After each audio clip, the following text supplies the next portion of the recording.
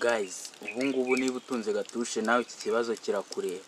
Ni ukuvuga ngo muri iyi minsi bamaze kuvumbura uburyo gatushe ijya kuri TikTok, uragenda bakagushyiriramo application ya TikTok, nawe ukajya kuri TikTok ukagenda uscrolling uzamura ureba video.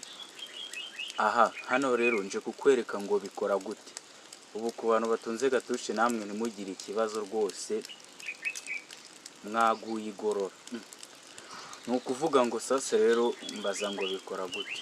Ni ukuvuga ngo nimba ufite gatushe iyo ariyo yose, ntabwo mvuze ngo Tecno, Airtel, ngo iyo ariyo yose apfa kuba ari gatushe.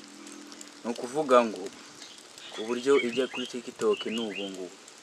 Wowe urafata gatushe yawe ukuremo batiri, turi kujyana.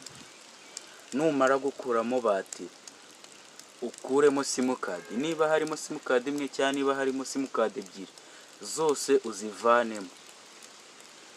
Numara gukuramo simukadi uhita usubizamo batiri. Nuyisubizamo simukadi uba uzifite mu ntoki, uhita ugenda ku isoko, ku masoko yose uzi hano i Kigali, mu mujyi, hehe hose, niyo yaba ari irindi soko nawe uzi bacuruzaho amatelefone, uhita ujyana iyo gatushe yawe. Izere ko turi kugendana gatanu ku kandi hataza kugira abantu bambaza ngo utabyumvisha arasubiza inyuma.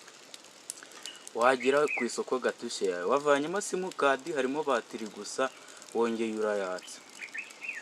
Ni ukuvuga ngo ikiba gisigaye uhita ushaka umukiriya akayikugurira, ugahita wongeraho ayandi ukajya kugura smartphone.